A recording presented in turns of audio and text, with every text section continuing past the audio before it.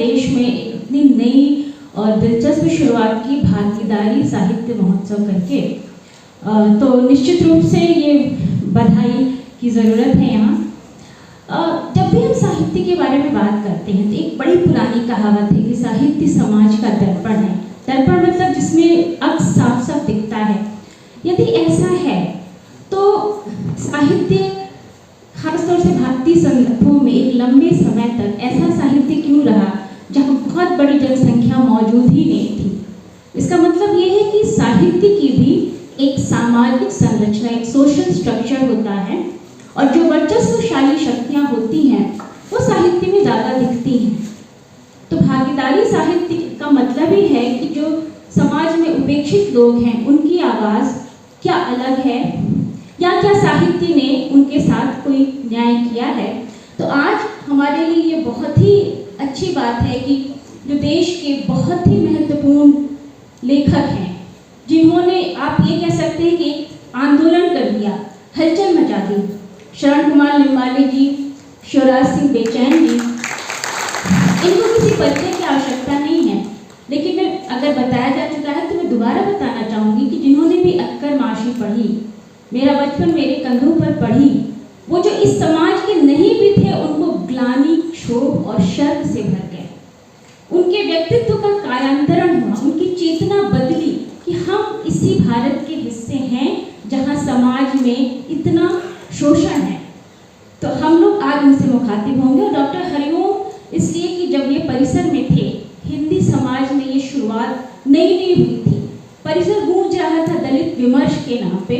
तो मुझे उम्मीद है कि आज की बातचीत बहुत रोचक होगी। और मैं शुरुआत करूंगी शरण कुमार लिम्बाले जी से। ठीक है, मैं दूसरे संदर्भों में ही कर देती हूँ, फिर आप तक आऊँगी। हरिओम जी, आप ये बताएं कि जब आप दलित विमर्श की चर्चा आप सुन रहे थे तो जो दलित साहित्य आप तक किस रूप में पहुंचा, किस तरीके से उसने आपकी चेतना को प्रभावित किया? जी, बहुत बहुत शुक्रिया। हमारे बीच बहुत ही प्रसिद्ध विद्वान जो देश के हैं, और लगातार हम लोग, आप लोगों का जो चिंतन है, जो साहित्य है, जो रचनात्मक लेखन, वो साहित्य चिंतन या रचनात्मक लेखन उतना नहीं है जितना आत्मबयानी है। और जिस यथार्थ से हम लोग कहते हैं यथार्थ पे नज़र रखें साहित्य, तो जो यथार्थ है वो कहीं से पढ़ा लिखा देखा नहीं है, खुद का भोगा हुआ यथार्थ। तो जवाहरलाल नेहरू यूनिवर्सिटी के दिनों में जो प्रासंगिक, मौजूद और सार्थक विमर्श बच्चों के बीच होते थे, उसका हिस्सा बनना जो है वो शुरू में बहुत ही वो आघात देने वाला भी था। एक तरह से यह था कि नया था, लेकिन कहीं न कहीं आघात देने वाला भी था। तो भारतीय जो मनीषा है, या कहीं कहीं अभिव्यक्ति जो है हमारी, वो अगर हम महाकाव्यों से लें, जैसे वाल्मीकि जी की रामायण से लें या महाभारत से लें, जहाँ से शुरुआत होती है, औपचारिक जो अभिव्यक्तियाँ हैं, अगर उनकी सबसे बड़ी और सबसे मुखर जो शुरुआत होती है महाकाव्यों से होती है, हिंदी साहित्य की मनीषा में या हिंदी विद्युत मनीषा में कह सकते हैं। तो वहाँ पे रामायण में अगर देखें तो शांबुक प्रसंग, और महाभारत में देखें तो कर्ण का जो चरित्र है, वो जिस तरह से इस चेतना को जो है वो प्रस्तुत करता है, तो कहीं न कहीं ये विमर्श तो कोई नया विमर्श उस तरह से नहीं है। आंदोलन के तौर पे नया विमर्श बाद में आए, बात सही है, लेकिन चेतना के स्तर पर इसकी शुरुआत जब पहला साहित्य हमारे बीच में आया या पहला ग्रंथ हमारे बीच में आया, तो वहीं से इसके बीज जो है वो भारतीय समाज में कहीं न कहीं रोक दिए गए थे। बाद में उनका प्रस्फुटन हुआ, विकास हुआ उसका, और कहीं न कहीं किन्हीं विविध रूपों में हमारे सामने आता है। तो हम लोग जब वहाँ पहुँचे जवाहरलाल नेहरू यूनिवर्सिटी में, तो वहाँ पे संप्रदायवाद, नारीवाद, दलितवाद और विदेश के जो आंदोलन थे सबाल्टर्न स्टडीज का, कि जो लोग फ्रिंज पे छूटे हुए हैं, हाशिए पे, जिसका हम लोग बहुत इस्तेमाल करते हैं कि हाशिए पर छूटे हुए जो विचार हैं या जो संवेदनाएं हैं, जो भाव हैं, जो विषय हैं या जो समुदाय हैं, उनकी तरफ ध्यान क्यों नहीं जा रहा? मुख्य धारा का जो साहित्य जिसको हम कहते हैं, क्या वही मुख्य धारा का साहित्य? भक्ति काल में सूर, जायसी और तुलसी, रामचंद्र शुक्ल जी ने ये तीन लोगों को लिया, लेकिन कबीर को छोड़ दिया। तो क्यों छोड़ दिया? ये सवाल उठना लाजमी। जब रामचरितमानस लिखा गया तो शांबुक वध और लवकुश वनवास और सीता वनवास लवकुश युद्ध ये क्यों नहीं लिया गया? तो कहीं ना कहीं जो एक चिंतनशील जो छात्र का मन है वो सोचता है कि जो भारतीय मनीषा के मूल से जो विषय लेके आए वो आखिर बीच बीच में कहीं ना कहीं परिष्कृत संशोधित क्यों होते गए। उसी में जो दलित चिंतन की जो धारा थी, खासतौर से उस समय ये विमर्श बहुत तेज आया कि समाज का एक बहुत बड़ा तबका है, उसकी आवाज़ कहाँ है, और उसकी आवाज़ राजनीतिक सामाजिक आंदोलनों के रूप में ज्योतिबा फूले, डॉक्टर भीमराव अम्बेडकर क्या मौजूद है। तो समाज में जो चल रहा होता है, जैसे आपने पहले कहा कि वही दर्पण के तौर पर साहित्य में आता है, लेकिन वो दर्पण के तौर पर नहीं आता साहित्य में। साहित्य सिर्फ समाज की परिस्थितियों को दिखाता नहीं, उस पर विमर्श करता है और विमर्श से एक सपना बुनता है, एक बेहतर संसार की रूपरेखा सामने रखता है, कहता है कि जो चीजें हमको स्वीकार नहीं होनी चाहिए, समाज में जो अन्याय है, अत्याचार है, शोषण है, दर्द है, उसको किस तरह से हम एक बेहतर दुनिया में बदलें। साहित्य या कोई भी कला विधि जो है वो जीवन को खूबसूरत बनाने की एक प्रक्रिया है। ये रोड मैप देता है कि कैसे हम एक सुंदर संसार की रचना करें, जहां पर हमारी संवेदनाएं भी सुरक्षित हो, मानवीय मूल्य सुरक्षित हो, मानवीय गरिमा सुरक्षित हो, जहां पे हम सब बराबरी का सपना देखें। तो सभी आंदोलनों के मूल में माननीय मंत्री जी ने अपने उसमें कहा कि जो समानता का जो एक स्वर है, आजादी का स्वर, आजादी के आंदोलन से ही निकला हुआ एक आंदोलन, दलित आंदोलन भी है, स्त्री आंदोलन भी है। आगे इस पे और हमारे वरिष्ठों से चर्चा होगी। वल्नरेबिलिटी के डिफरेंट जो लेयर्स हैं, तो हमारे कैंपस में क्या हुआ कि इन सब पे चर्चा होती थी खूब। और अगर शुरुआती दिनों के हमारे विद्वान देखें जो दलित आंदोलन से निकल के आए, उसमें हमारे बीच ये दोनों बैठे हुए, शरण कुमार लिम्बाले जी की जो आत्मकथात्मक जो लेखन का, उसमें ओम प्रकाश वाल्मीकि जी, कमल भारती जी, शरण कुमार लिम्बाले जी, शिवराज सिंह बेचैन जी, ये अगुआ कह सकते हैं हम उनको कि वो उस जो वैचारिक चेतना, जो दलित वैचारिक चेतना थी उसके अगुआ के रूप में ये लोग हमारे बीच में उस समय कैंपस के दिनों से भी इनका लेखन सामने आने लगा। तो मलखान कवि, वो चीज़ हम लोग के भी जहन में एक स्टूडेंट के तौर पर उतरती चली गई। बाद में उसका स्वरूप जो है और विस्तृत होता चला गया, हम लोग थोड़ा और उसको समझ पाए। हरिओम जी की बात से ही लेते हुए कि अंततः साहित्य का अर्थ जो है या मकसद जो है वो है जो मानवीय सौंदर्य है, मनुष्यता की रक्षा करना है। मैं शिवराज सिंह बेचैन जी के पास आऊँगी कि जो ज्योतिबा फूले की प्रखर बौद्धिकता या अंबेडकर के व्यक्तित्व कृतित्व ने जो वैचारिकता की ज़मीन तैयार की और जो दलित लेखन शुरू हुआ, जो पहले शोक था, दुख था, अपने दुख को बयान करने से जो सफ़र शुरू हुआ था वो एक बड़े व्यापक मानवीय संदर्भों में बदल चुका है। और आज का विषय भी है कि मौजूदा दौर में दलित साहित्य का प्रभाव। तो मैं आपसे जानना चाहूँगी बेचैन जी कि आप मानते हैं कि वो जो शोक और संताप से साहित्य लेखन शुरू हुआ था, दलित लेखन, वो आज एक बड़े अस्मिता, विमर्श और मानवीय सरोकारों में बदल चुका है? नमस्कार। ये बात सच है कि शोक और संताप, संवेदना, यही साहित्य का आधार है। न केवल दलित साहित्य का, पूरे मानवीय साहित्य का ये आधार है। जहाँ संवेदना नहीं है, जहाँ दर्द नहीं है, जहाँ बेचैनी नहीं है, जहाँ उपेक्षा का एहसास नहीं है, वहाँ साहित्य तो है ही नहीं। लेकिन आप बाबा साहब का संदर्भ जोड़ रहे हैं तो आप देखेंगे कि हजारों साल तक साहित्य पर राजा रानियों की कहानियाँ छाई रहीं। चारण भाट ये राजा रानियों की कहानियाँ लिखते रहे।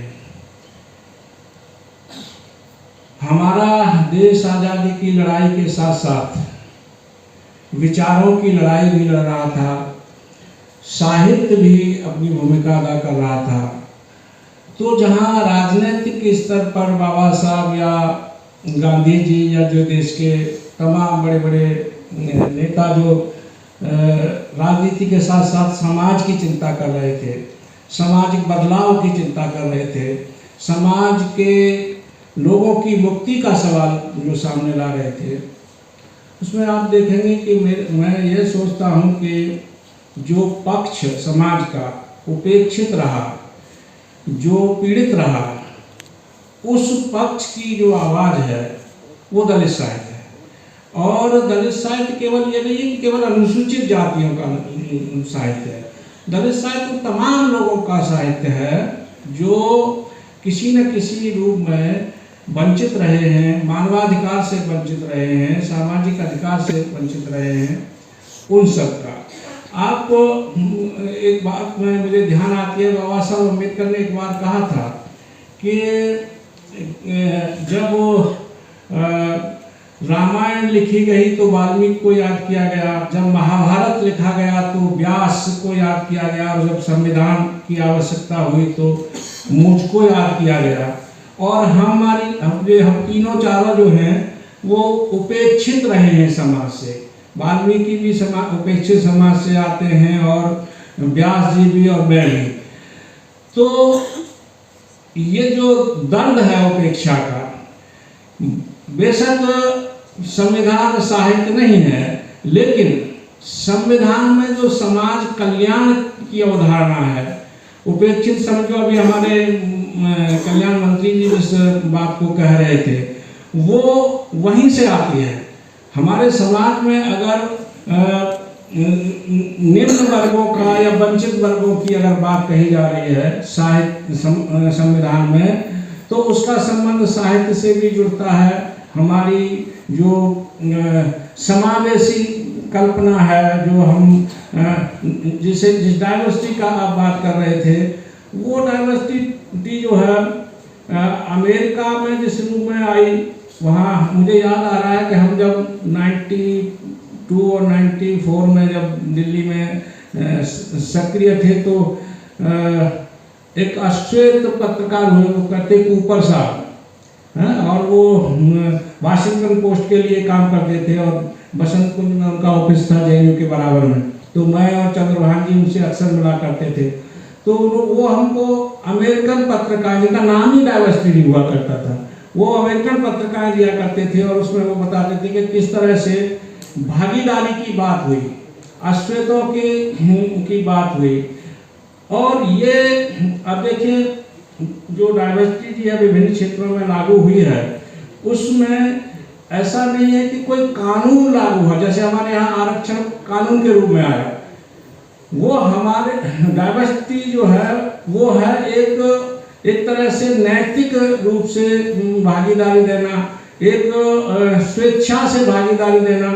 हालांकि उसमें भी अब नियम ये बना दिया है कि जिसके पास ग्रीन कार्ड नहीं होगा उसको सरकार सहायता नहीं देगी, और ग्रीन कार्ड उसी कंपनी को मिलेगा या उसी संस्था को मिलेगा जिसने डाइवर्सिटी लागू कर ली होगी। यानी उन्होंने अश्वेतों का रेशो उसमें पूरा कर लिया होगा, जो हमारे यहाँ कानून के तहत होता है।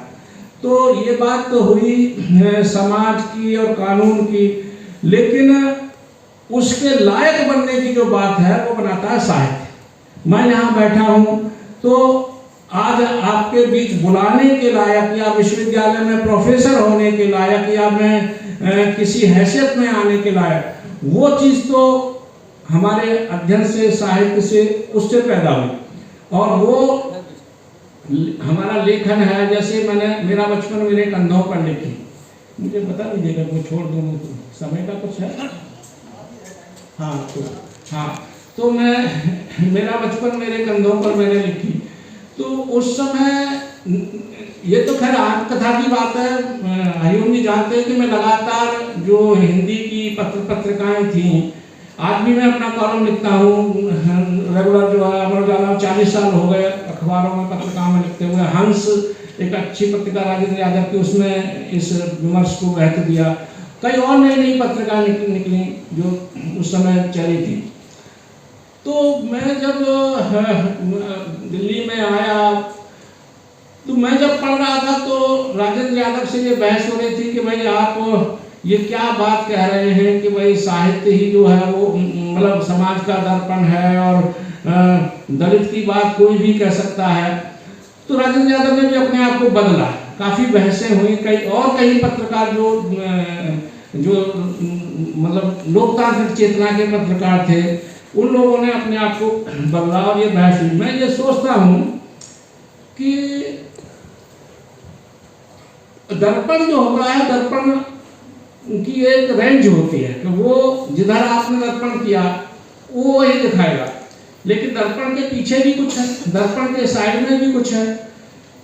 तो ये जिनका दर्पण था वो उतना ही दिखा पाए, यानी इसे कहिए कि उच्च वर्णीय या उच्च धनी वर्ग का साहित्य आया तो वो वहीं तक वो सीमित रहा। अब विभिन्न जो समाज हैं, जैसे ट्रांसजेंडर जो नया नया आया, महिलाओं का साहित्य आया, दलितों का साहित्य आया, वो अपने अपने अनुभव लेके आए।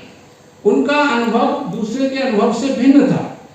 क्योंकि मैं बराबर यह सोचता हूँ कि कोई भी साहित्यकार अपने अनुभव की सीमा से बाहर जा नहीं सकता। अब जा नहीं सकता तो हमारा देश इतना बड़ा है और उसमें विविधताएं, तो सब तरह का साहित्य आके राष्ट्रीय स्वरूप का साहित्य बनेगा। किसी एक वर्ग का साहित्य राष्ट्रीय स्वरूप का साहित्य बन नहीं सकता, क्योंकि वो अपना अनुभव उसी क्षेत्र का ला पाएगा, चाहे वो कितना ज्ञानी है या कोई ज्ञानी है, लेकिन हर एक की सीमा है। तो फिर दावा नहीं किया जा सकता कि मैं उच्च वर्णों के अनुभव को लाऊंगा, या कोई ये दावा करे कि अनुसूचित जातियों का अनुभव लाऊंगा। मुझे रविन्द्रनाथ टैगोर का एक कथन बार बार मैं कोट करता हूँ, मुझे याद आता है। उनसे एक बार ये पूछा गया, बल्कि कहा गया कि आप ये बताइए कि आप राष्ट्रकवि बन गए, आपको नोबेल प्राइज मिल गया है, लेकिन आपने तो संपन्न वर्गों के बारे में ही लिखा। आपने तो ये जो अछूत हैं, झुग्गी झोंपड़ियों वाले लोग हैं, सड़कों पर रहने वाले लोग हैं, ये जिनका कोई निवास नहीं है, ऐसे तमाम लोग हैं, वो इतने बड़े कवि की संवेदना से बाहर कैसे रह गए? और जब ये लोग जागेंगे तो ये प्रश्न करेंगे और कहेंगे होगा बड़ा कवि, हमारे जीवन की तरफ तो नजर डाली नहीं, तो हमको क्या लेना देना। तो इस पर रविन्द्रनाथ टैगोर ने बड़ा ईमानदारी से एक बात कही कि जिनके आंगन तक मैं नहीं जा पाया, उनके घर के अंदर क्या गुजर रही है मैं कैसे बताता। और अगर मैं बताने का दावा करता, उन पर कविताएं लिखता, उन पर कहानियां लिखता, तो वो मेरा एक अनुमान होता, मेरी एक कल्पना होती और वो सच नहीं होता। लेकिन मैं आंखें खोले कान लगाए लगातार ये देख रहा हूं कि उन्हीं झुग्गी झोंपड़ियों से, उन्हीं कमजोर वर्गों के बीच से उनका कवि आएगा, उनका लेखक आएगा। जब वो बोलेगा तो उसमें सच उनका निकलेगा, इसलिए मुझे उसकी प्रतीक्षा है। मुझे याद आ रहा है कि जब मैंने अपनी आत्मकथा का एक हिस्सा यहाँ कौशाम्बी में या प्रयाग में सुनाया था, तो साहित्य अकादमी के अध्यक्ष ने रविन्द्रनाथ टैगोर की इस बात को कोट करते हुए कहा कि आज अगर रविन्द्रनाथ टैगोर जिंदा होते और 84 बेचैन की आत्मकथा सुन रहे होते तो वो कहते कि मुझे इसी की प्रतीक्षा थी। मैं इंतजार कर रहा था कि वहां से आए और वो अपनी कहानी सुनाए। तो अभी संक्षिप्त मैं दूसरे राउंड में आ जाऊंगा। जी बिल्कुल, यही बेहतर होगा कि हम लोग कई राउंड में बातचीत कर सकें। आप जो कह रहे थे उसका मतलब यही था कि जो भोगा हुआ यथार्थ है, जिसने दूर से महसूस किया, उसकी अभिव्यक्ति में, उसकी जबान में वो बात आएगी ही नहीं। अब मैं शरण कुमार लिम्बाले जी की तरफ आती हूँ कि जब भोगा हुआ यथार्थ लिखा जाने लगा तो बहुत लोगों ने नाक भौं सिकोड़ा कि ये तो जो साहित्य के स्थापित मानदंड हैं उस पर ये खरा नहीं उतर रहा है। एक दौर था जब प्रेमचंद ने कहा कि हुस्न का मेयार बदलना होगा, यानी जो सौंदर्य के मानदंड है वो बदलने होंगे। और जब शरण कुमार लिम्बाले जी ने लिखा, जिसका बहुत सारी भाषाओं में अनुवाद हुआ, हिंदी में भी हुआ, दलित साहित्य का सौंदर्य शास्त्र, यानी दलित साहित्य को एक अलग ही मानदंड, एक अलग ही एस्थेटिक्स की ज़रूरत है। तो मैं जानना चाहूँगी कि ये अलग सौंदर्य शास्त्र की ज़रूरत महसूस ही क्यों हुई?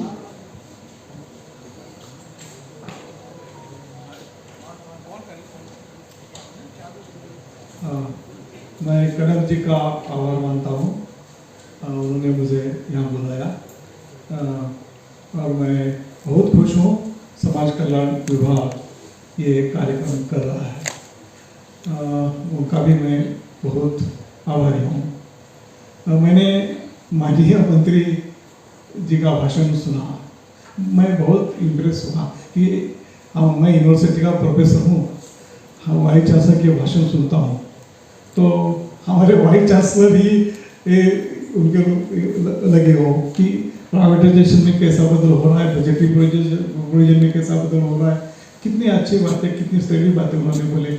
और ऐसे मंत्री होंगे तो समाज में कितना बदलाव आएगा, शासन में कितना बदलाव आएगा, और कितने अच्छे कितने विजन के साथ काम करते हैं। मुझे बहुत अच्छा लगा कि इतने अच्छे मंत्री इस प्रदेश में है। और मुझे भागीदारी साहित्य सम्मेलन ये नाम भी बहुत अच्छा लगा कि ऐसा नाम कभी सुनने को नहीं मिला कि भागीदारी साहित्य सम्मेलन, एक लिटरेरी फेस्टिवल, ये भी बहुत अच्छा लगा। और मुझे ये मंदिर जैसा लग रहा है कि यहाँ यूपीएससी के स्टूडेंट्स बैठे हैं और सुनने को आए हैं। मुझे बहुत अच्छा लगता है कि इतनी सक्रियता यहाँ देखने मुझे मिल रही है। प्रीति जी ने मुझे सौंदर्य शास्त्र के बारे में सवाल पूछा है। कट्टीमणि जी नमस्कार। तो मैं सौराज सिंह बहचन जी के बातों को ऐड करते आगे जाऊंगा कि जब मैंने लिखने शुरुआत किया, स्कूल कॉलेज में मैं लिखता था, तब मैं प्रेम कविताएं लिखता था जो मुझे सिलेबस में पढ़ाई जाती थी। वो पढ़कर मैं भी प्रेम कविता लिखता था। मेरी कोई प्रेमिका नहीं थी, मैं फिल्में देखता था, हेमा मालिनी, मधुबाला, जो मीना कुमारी, ये सब, इनको चेहरे को देखकर मैं प्रेम कविता लिखता था। और मैं कॉलेज में पढ़ता था और मैं प्रेम कविता लिखता था। मगर उस दौर में दलित पैंथर का आंदोलन शुरू हुआ, तब मुझे लगा कि मैं क्या लिख रहा हूँ। मेरा समाज संघर्ष कर रहा है, मेरा आंदोलन संघर्ष कर रहा है, हम हमारे हक का अधिकारों के लिए लिखना चाहिए। वो छोड़ के मैं प्रेम कविता लिख रहा हूँ, तो मैं पूरे मेरे प्रेम कविताएं फाड़ डाली और जला दी। फिर हमने दलित साहित्य को लिखना शुरू कर दिया। मैं दलित लेखक हूँ, आज देश का एक नामी लेखक हूँ, मगर मुझे दलित क्या होता है, दलित साहित्य क्या होता है, ये भी मुझे पता नहीं था। हम पहली बार लिख रहे थे दलित साहित्य क्या होता है, दलित साहित्य कैसा लिखना चाहिए। हम लिखते थे तो हमको हाकल गया था, चलो यहाँ से हटो, आपको ग्रामर नहीं आता और साहित्य लिखने लगे। और इतने छोटे छोटे बच्चे हैं और लिखने लगे, पढ़ो, अनुभव ले लो, बड़े हो जाओ, तपस्या करो, फिर लिखो। हमें कोई नहीं छापता था। फिर हमें लगा कि क्या करना चाहिए, तो हम लिखने लगे। कैसा लिखना ये भी हमें पता नहीं था, हमारे पास कोई परंपरा नहीं थी लिखने की। फिर हम लिखने लगे। तो पहले लिखने में क्या था कि हमारे प्रश्न लोगों को बोलना है। डॉक्टर के पास पेशेंट जाता है और मेरा पेट दर्द है, मेरा सिर दर्द है, जिस प्रकार से बोलता है उस प्रकार हम हमारे प्रश्न समाज के सामने रखते थे।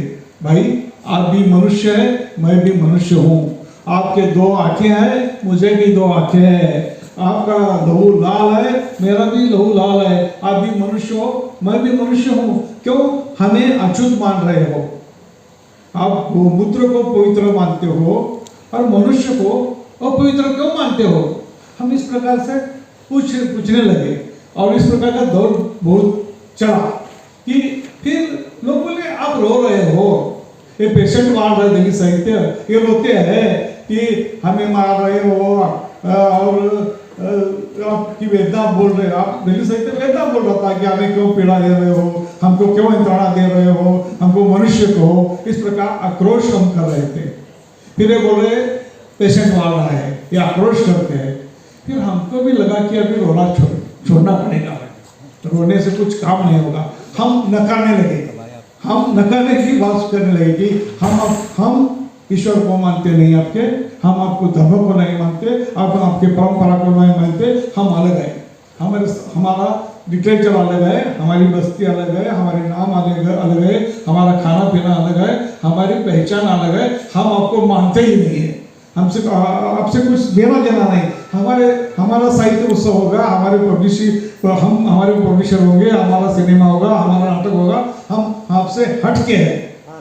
तो वो डर गए, अरे दूर मत जाओ, हम भाई भाई है, हम मेन स्ट्रीम के है, अब मेन स्ट्रीम में आओ, मेन स्ट्रीम से दूर क्यों जा रहे हो? हमने बोला आपका मेन स्ट्रीम और हमारा क्या गटर स्ट्रीम है क्या? हमारा गटर स्ट्रीम है, हम आपके मेन स्ट्रीम में नहीं आएंगे। फिर हम विद्रोह शुरू कर दिया कि केवल नकार देने से कुछ काम नहीं चलेगा, अभी विद्रोह करना होगा केवल।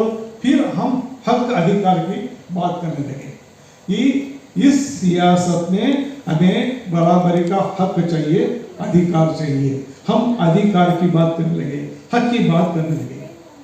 फिर हक अधिकार की बात करना यानी क्या है? यानी दलित को, पीड़ित को, शोषित को उसके हक मिलना चाहिए, उसका अधिकार मिलना चाहिए, उसको सामाजिक न्याय मिलना चाहिए।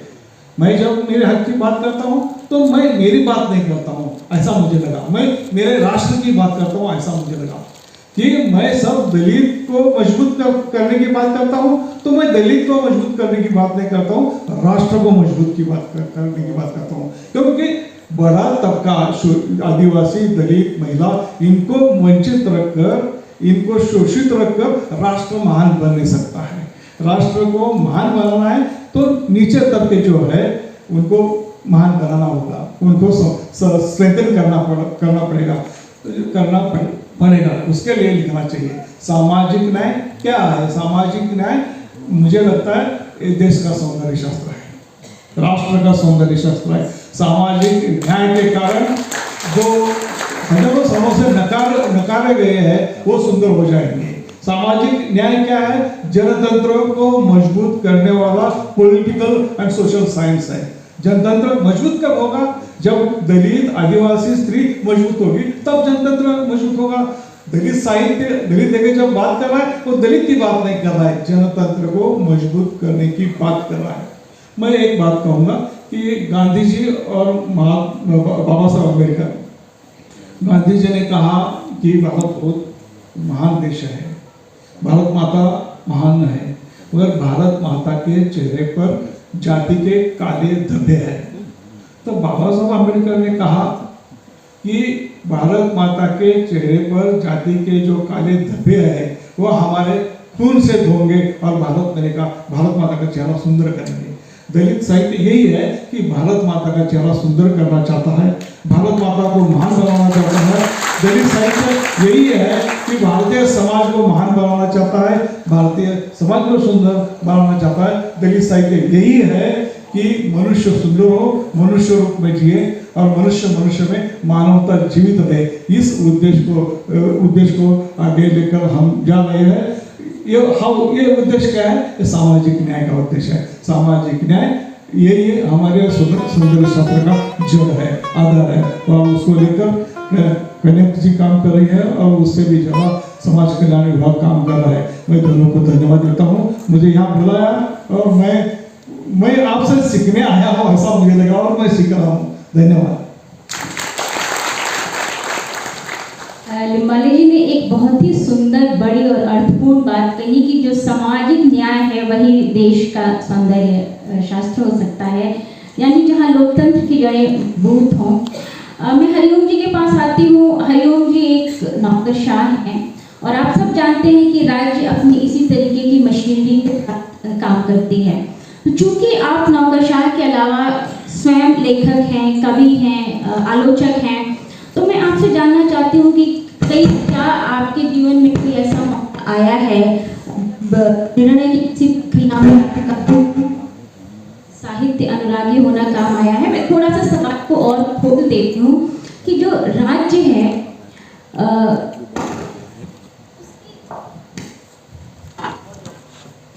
राज्य की जरूरत अधिकतर कमजोर लोगों को पड़ती है। जो सब शक्तिशाली हैं, प्रभावशाली हैं, उनके पास तो क्षमता है कि वो राज्य को मैनिपुलेट करें, लेकिन जो बड़ी संख्या गरीब, निर्बल, ऐतिहासिक रूप से वंचित है, उनके लिए राज्य एक बहुत बड़ी भूमिका में, बदलावकारी भूमिका में होता है, जो राज्य काम अपनी मशीनरी के द्वारा करता है। तो हरिओम जी एक साहित्य प्रेमी, एक लेखक होने के कारण कभी आपने अपने फैसलों में ये महसूस किया है कि जो कुछ जन सरोकार था वो साहित्य के कारण संभव हुआ? यदि आप साहित्य प्रेमी नहीं होते तो शायद कुछ दूसरा फैसला लेते।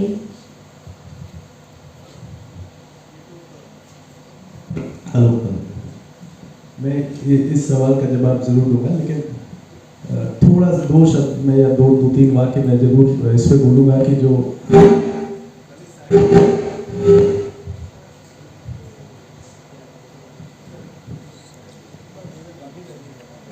ये थोड़ा ठीक कर दिया जाए सबके माइक। ये जो सौंदर्य शास्त्र वाली जो बात आई, ये शरण कुमार जी ने अपने हिसाब से उसकी चर्चा की। मैं इसको थोड़ा सा और खोल के ऑडियंस के सामने रखना चाहता हूँ कि काव्य और शास्त्र पे बहुत लोगों ने लिखा। भरत मुनि का जो नाट्य शास्त्र है, वहां से शुरू करके उद्भट, मम्मट, इन सभी लोगों ने काव्य क्या है, और बाद में सभी कवियों ने भी आधुनिक काल तक ये बताने की कोशिश की कि कविता या साहित्य जो है उसका उद्देश्य क्या है। तो उसकी शुरुआत होती है कि काव्य शास्त्र विनोदेन कालो गच्छति धीमताम। तो काव्य और शास्त्र जो है, इसका जो अध्ययन है वो विनोद के लिए होता है, मनोरंजन के लिए होता है, आत्मरंजन के लिए होता है। हम खुश हो इसलिए काव्य शास्त्र पढ़ते हैं। उसमें क्या होना चाहिए? उसमें रस होना चाहिए, 9 तरह के रस होने चाहिए, उसमें अलंकार होना चाहिए, उसकी अभिव्यक्ति अच्छी होनी चाहिए, सौंदर्य होना चाहिए, तो सब कुछ अच्छा होना चाहिए जिससे कि आपका मनोरंजन हो। कोई भी ऐसी चीज नहीं होनी चाहिए जो आपको विचलित करे, जो आपके मन में शोक पैदा करे।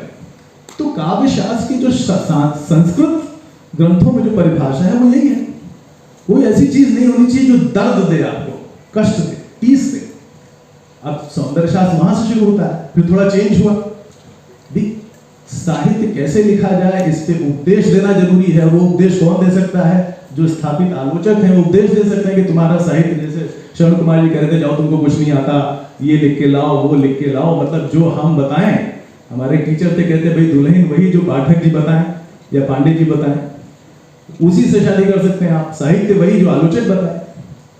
तो बर्तोल्ट ब्रेक्ट कहते थे कि भाई जो आलोचक है वो मक्खी की तरह, जो घोड़े के उस पर बैठे हुए मक्खी है, वही उसको उड़ाते रहते हैं कि भाई ये जो है हटाओ, ये ठीक नहीं, वो ठीक नहीं, वो ठीक नहीं, आपके साहित्य में कुछ है ही नहीं। तभी उनकी पूछ होगी। तो क्या हुआ कि उपदेश देना चाहिए। तो मनोरंजन, केवल मनोरंजन न कवि का कर्म होना चाहिए, उसमें उचित उपदेश का भी मर्म होना चाहिए। चलिए एक कदम और आगे बढ़े। मनोरंजन ठीक नहीं है, उपदेश भी दीजिए समाज को। उपदेश जानते हैं कौन दे सकता है? आजकल उपदेश बहुत लोग देते हैं। अब तुलसीदास में चौपाई आती कि पर उपदेश कुशल बहुते जे आचरण होते नर न घने। वो इसको हे दृष्टि से देखते हैं कि दूसरों को उपदेश देना बहुत आसान है, लेकिन उसकी पीड़ा से गुजर के महसूस करना, अनुभव। तो अब ये देखिए कि उपदेश की बात आ गई, उपदेश भी साहित्य नहीं है। तो जो सौंदर्य शास्त्र बदला, ये कोई एक इत्तेफाक नहीं है कि सभी दलित रचनाकारों ने दलित साहित्य का सौंदर्य शास्त्र नाम की या तो किताब लिखी या उस पर चर्चा या लेख लिखा। चाहे प्रकाश वाल्मीकि जी हो, चाहे आप हो, चाहे जो है वो कमल भारती हो, जो हम लोग के समय के जो अब 3 बड़े जो नाम थे। तो सौंदर्य शास्त्र लिखने की जरूरत पड़ी कि नहीं, दुख भी होगा। हम तो ये मानते हैं कि ऐसा साहित्य जिसको पढ़ने के बाद आप किनारे रखें और चाय कॉफी पीने लगे, वो 2 कौड़ी का साहित्य है। जो अगर आपके मन में सवाल पैदा नहीं करता, विक्षोभ पैदा नहीं करता, प्रश्न नहीं खड़े करता, आपको इस समाज को बदलने की पीड़ा से नहीं भर देता, आपको लगता नहीं कि यार ये क्या मैंने देख लिया, क्या पढ़ लिया, ऐसे कैसे? साहित्य में ये चीज जब तक नहीं आती। और ऐसा नहीं था कि वो दलित साहित्य सही चीज वो पैदा हो। मैंने पहले भी कहा कि हमारे महाकाव्यों से शुरू हुई, और प्रेमचंद से बढ़िया कौन उदाहरण हो सकता है? ठाकुर का कुआं, सदगति, कफन कहानी, क्या झंझोर के रख देती है आपको। कोई मनोरंजन नहीं है उसमें। कोई उसको पढ़ने के बाद आप कैसे चैन से सो सकते हैं भाई? कैसे चैन से सो सकते हैं? ये उसी समाज का दर्शन है, वही दर्पण जिसको आप कहते हैं कि दर्पण है, तो दर्पण में देखिए आप अपना चेहरा। साहित्य आपको अपना चेहरा भी दिखाता है। तो चाहे स्त्रीवादी साहित्य हो, चाहे दलित साहित्य हो, उसने सौंदर्य शास्त्र को बदला कि नहीं, मनोरंजन नहीं, उपदेश नहीं, प्रवचन नहीं, आप महसूस करिए कि कहाँ अन्याय हो रहा है, कहाँ अत्याचार हो रहा है, कहाँ शोषण हो रहा है। प्रगतिशील आंदोलन से ये चीजें शुरू होती है। छुपा के रखने की बात नहीं, कहने की बात है। जूठन जैसा जो उपन्यास, तो ये बात दलित रचनाकारों ने कही। मैं एक पॉइंट पे इत्तेफाक शायद नहीं रखता कि दलित जो साहित्य वो सिर्फ दलितों द्वारा लिखा गया साहित्य है, या वही अच्छा साहित्य, प्रामाणिक साहित्य। उसकी सघनता में, उसके दर्द में, उसकी अनुभूति में अंतर हो सकता है, लेकिन कंट्रीब्यूट तो वो भी करते हैं। अगर कहे वो राजा राम मोहन रॉय का इतना बड़ा आंदोलन नहीं होता समाज सुधार का, तो मुझे लगता है कि शायद वो जो सामाजिक सुधार आए, और उसमें सुधार की जरूरत सिर्फ दलित समुदाय में नहीं, वो ब्राह्मण समुदाय में भी थी। अपर जो सवर्ण वर्ग के लोग थे, उसमें स्त्रियों की दशा क्या थी, शिक्षा का स्तर क्या था। ज्योतिबा फूले जी ने जो पहला जो स्कूल खोला, वो तो ब्राह्मण स्त्रियों को पढ़ाने के लिए खोला ना, वो कोई दलित स्त्रियों को पढ़ाने के लिए नहीं खोला। ब्राह्मण स्त्रियों को भी शिक्षा का अधिकार नहीं था। अच्छा, तो अब मैं उस पे आता हूं कि प्रीति जी, मैं जी माइक आपका नहीं चल रहा माइक, भैया माइक देखिए। मैं प्रीति जी ने मुझे दलित साहित्य के सौंदर्य शास्त्र के भी बारे में सवाल पूछा था। मैंने जानबूझकर उसको टाल दिया, क्योंकि सौंदर्य शास्त्र में बात करने के लिए वक्त चाहिए, एक सीरियस सब्जेक्ट है। फिर मैं इसको थोड़े तो 2-3 मिनट में इसको मैं आपको समझाता हूँ कि जब हम लिखने लगे तो हम क्या हमेशा प्रताड़ना होती थी कि आप ईश्वर को क्यों नकारते हो, धर्म को क्यों नकारते हो, परंपरा को क्यों नकारते हो। हाँ, हम बोले परंपरा को नकारते नहीं है, हमारी भी एक परंपरा है, जो बुद्ध, कबीर, महात्मा फुले से है, ये हमारी परंपरा है। फिर उन्होंने बोला कि साहित्य लिखना है तो सौंदर्य शास्त्र को समझना होगा। सौंदर्य मूल्य चिरंतन, सौंदर्य मूल्य चिरंतन होते कहाँ से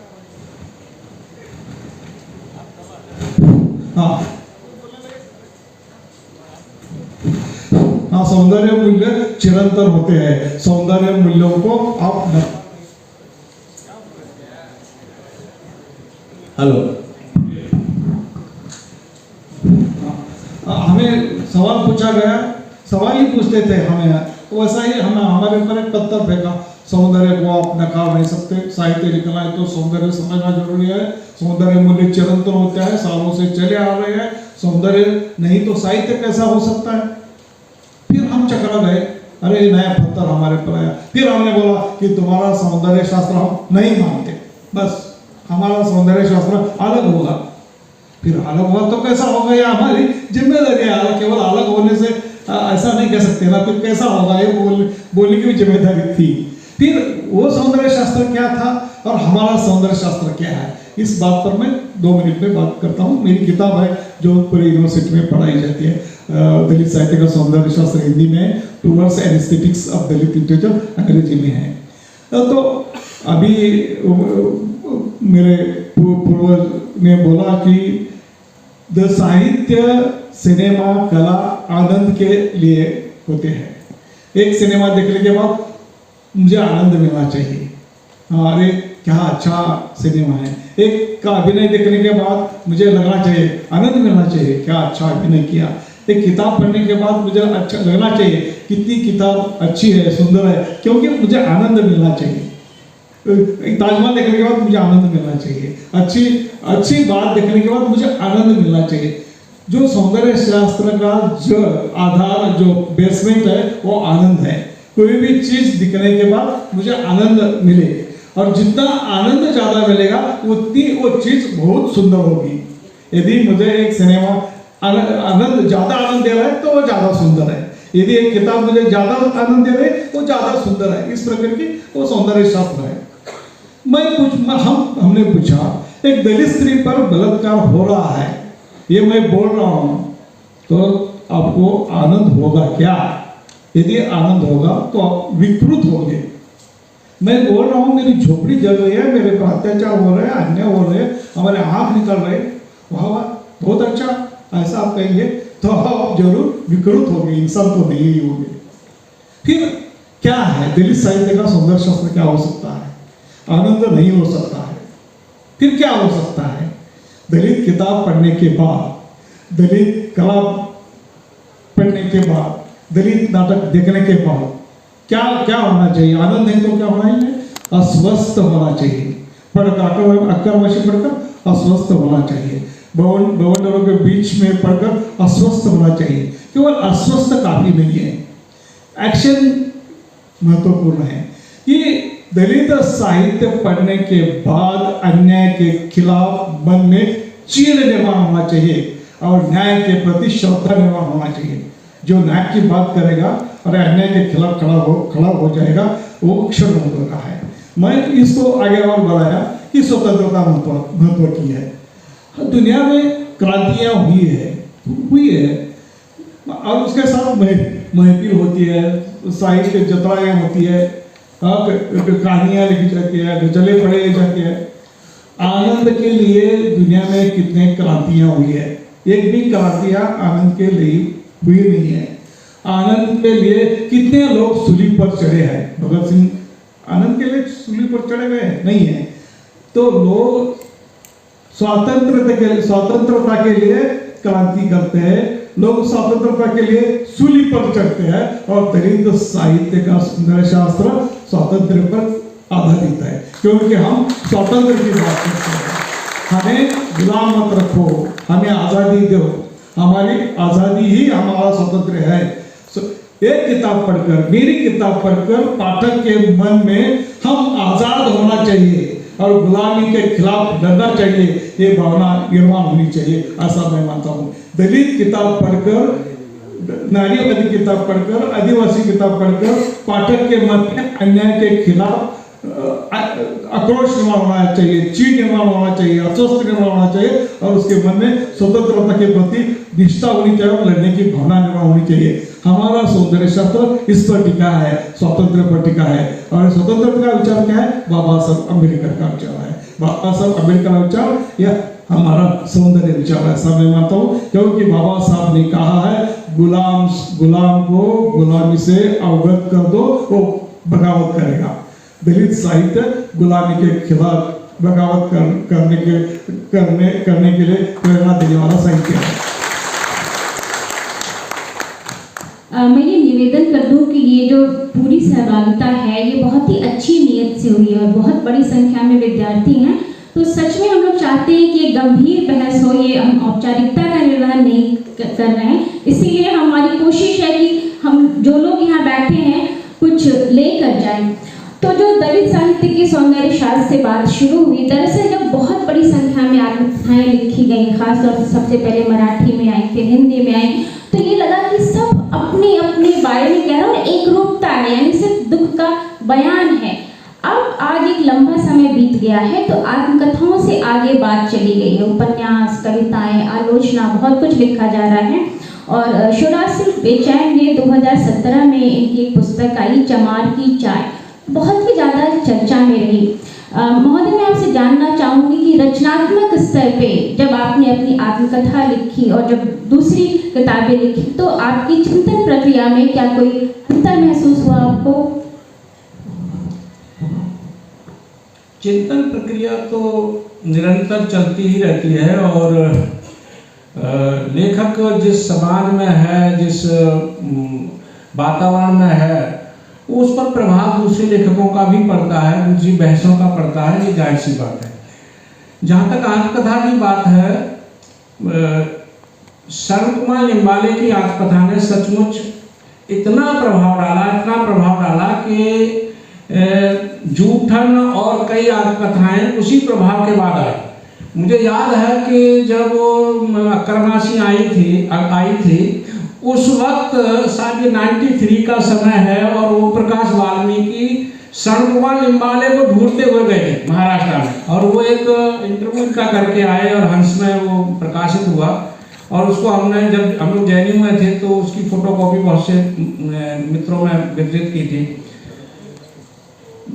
मेरी आज पता काफ़ी देर के बाद आई है, और वैसे तो मैं उसके हिस्से हंस में तहलका में अंग्रेजी में वो सीलाज हुई, और उर्दू में वो उसको जो है शहरयार साहब ने धारावाहिक छापा, जो अपने फिल्मों के लिए गीत लिखते हैं, शहर साहब की पत्रिका में, शहर हिकमत जो हैदराबाद से निकलती है, कटिमणि जी जानते हुए वहाँ, उसमें आई, और उसके साहित्य अकादमी हंस में उसके 3 अंश छपे। मैं 1-2 घटना उसकी आपके सामने रखूंगा।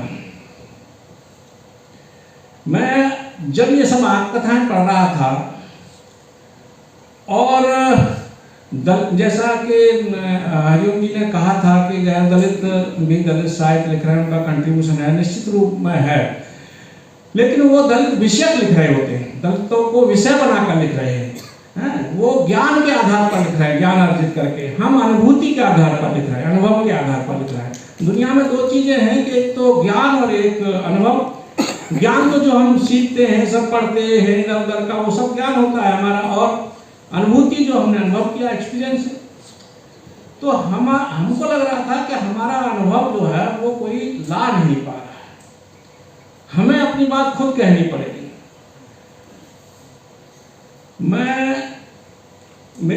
मैंने बचपन को यहाँ से शुरू किया कि जब मैं 5 वर्ष का था, मेरे पिता की मृत्यु हुई। जब मेरे पिता की मृत्यु हुई, और चूंकि दलित परिवार था, कोई साधन नहीं था, तो हमारे नाना जी ने हमारी माता जी की दूसरी शादी कर दी। अब जब दूसरी शादी करके हमारी माँ हमें साथ ले गई, तो हमारे जो सौतेले पिता थे, उन्होंने कहा कि बच्चे नहीं चाहिए, सिर्फ स्त्री चाहिए। तो हमारे नाना के सामने संकट हो गया। हमारी माँ ने हमें दिल्ली भेज दिया, वहाँ मौसी थी हमारी। तो जी अच्छा, तो वहाँ अब मौसा जी ने कहा कि भाई ये रह सकता है, लेकिन इसके पालन पोषण करने के लिए इसे खुद कमाना पड़ेगा। तब तक मैं 8 साल का हो गया था, तो क्या काम कर सकता था? अखबार डालने का काम मिला तो दूसरी तीसरी मंजिल पर अखबार नहीं फेंक पाता था मैं, तो वो काम मेरा छूट गया। एक रगड़ाई की मशीन पर मैं गया, तो वहाँ ठेकेदार के भाई ने मेरे कान पर चाटा मार दिया कि तुझे ये काम नहीं आता। तो मौसी जी ने कहा कि बस आज से नहीं जाएगा।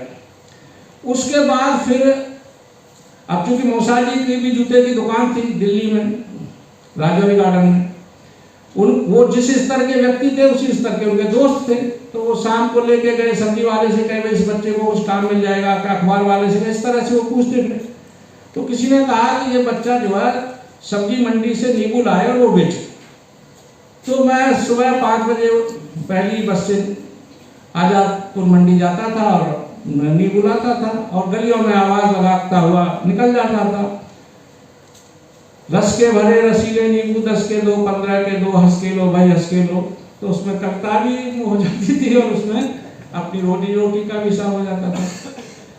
एक बार क्या हुआ कि एक जो हमारे मौसा जी के यहाँ काम कराती थी, एक पंजाबी महिला, उन्होंने कहा कि ये बच्चा हम गोद लेते हैं।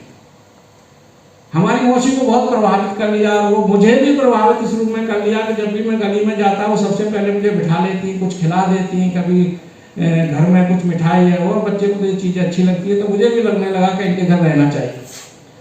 अब ये सूचना हमारी माँ को दे दी, और माँ भागी भागी आई वहाँ से कि ना ना ना ना, मैं किसी को अपना बालक नहीं दे सकती। अब ले तो गई, लेकिन सौतेले पिताजी को तो मंजूर नहीं थे। फिर गांव में छोड़ दिया। अब गांव में छोड़ के फिर चली गई।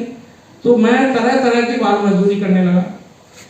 अब दिल्ली में रहा था तो मोसेरा भाई चूंकि पढ़ने जाता था, तो उससे कुछ पढ़ना सीख लिया था, उसी को अभ्यास करते करते मैं पढ़ रहा था।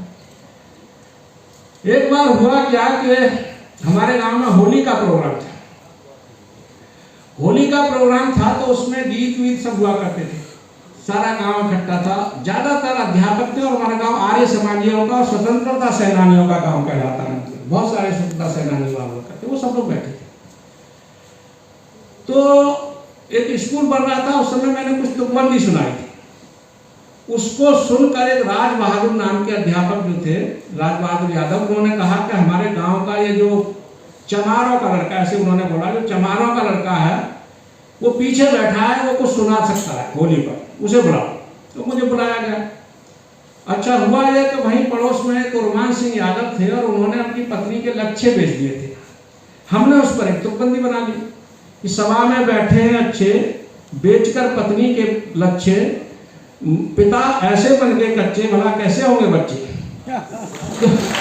तो ये छोटी सी तुकबंदी हमने वहां सुना दी। और उस समय इमरजेंसी और नसबंदी का दौर था, तो उस पर भी कुछ छोटी छोटी तुकबंदी हमने की थी।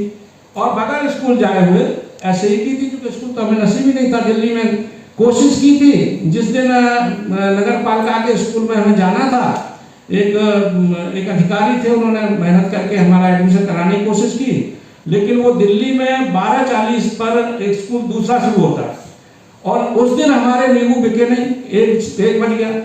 तो घर आए, मौसी बोली कि ये तेरी मौसी का घर तो है नहीं स्कूल, तो जब चाय घुस जाएगा, अब तू नहीं जा सकता।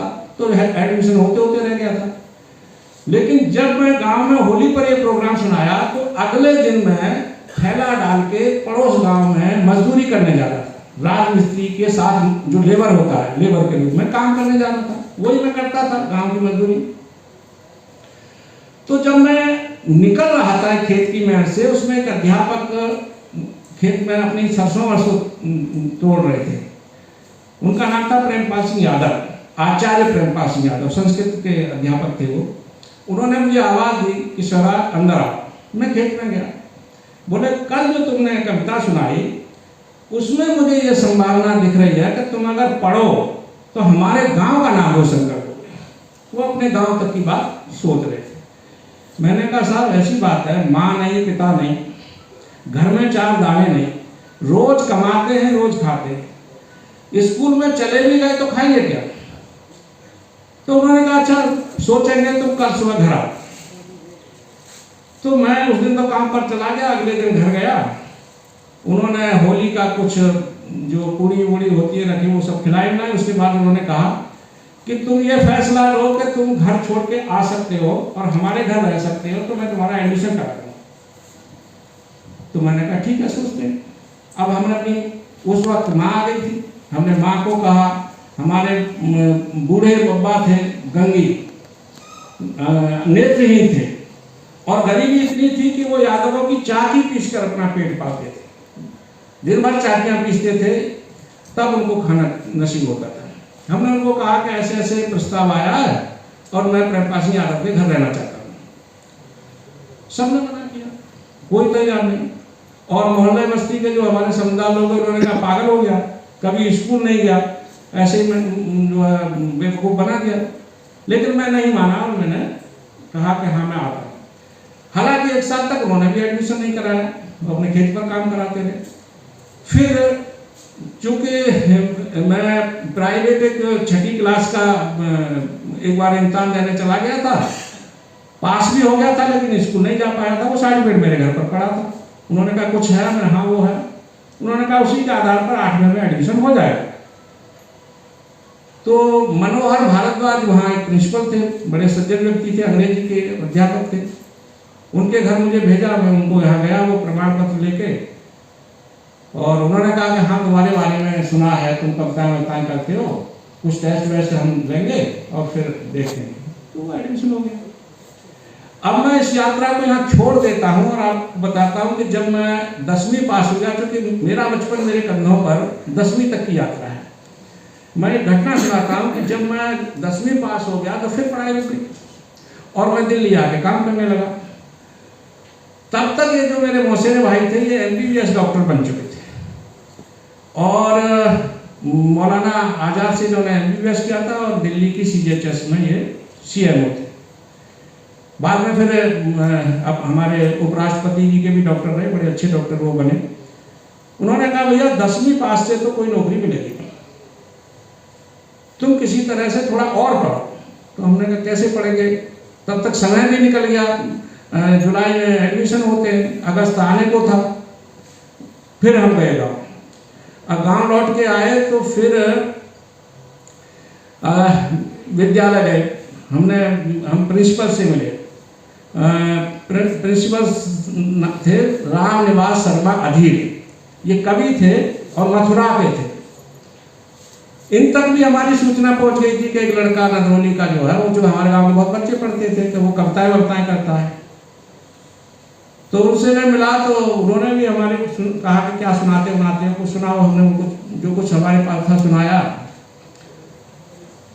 अच्छा हाँ, मैं बहुत 5 मिनट में खत्म करूँगा। तो उसके बाद उन्होंने कहा कि देखिए एडमिशन तो यहाँ हो गए हैं, एक चीज बची है कि 15 अगस्त पर एक प्रतियोगिता होती है, भाषण प्रतियोगिता।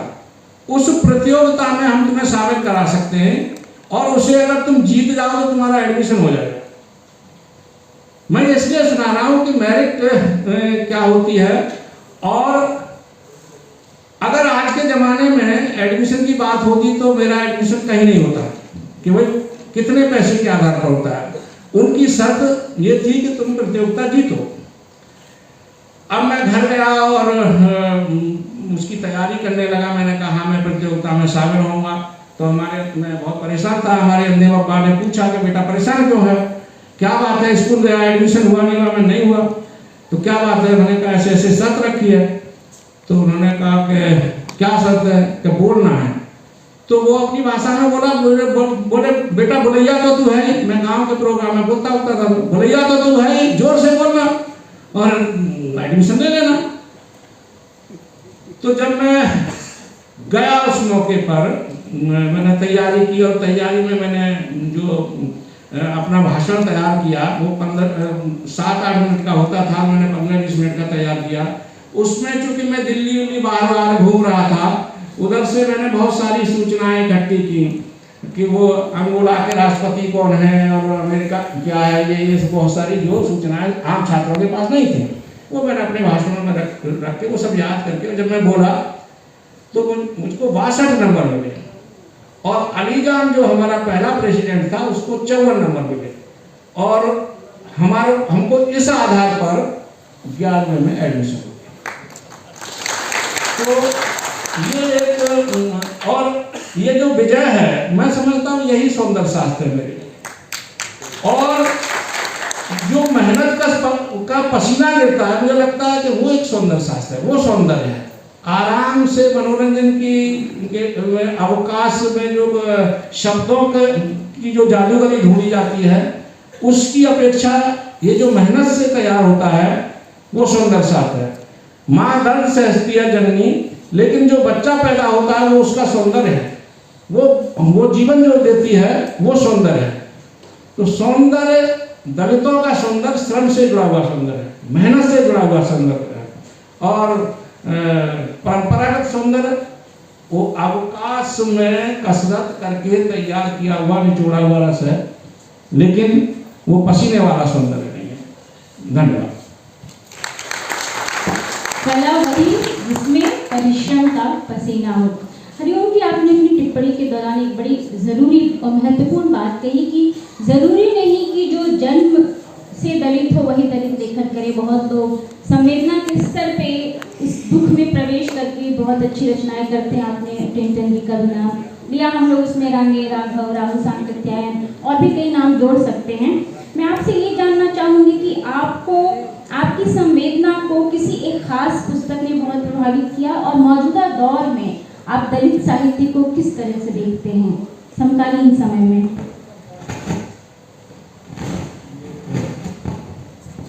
प्रीति जी बहुत समकालीन जो साहित्यवाद के बीच में बैठा हुआ है और अनुभूति से उपजा हुआ जो लेखन है, जो सृजन है, वो निश्चित तौर पे दलित साहित्य की जो आत्मा तो है ही वो।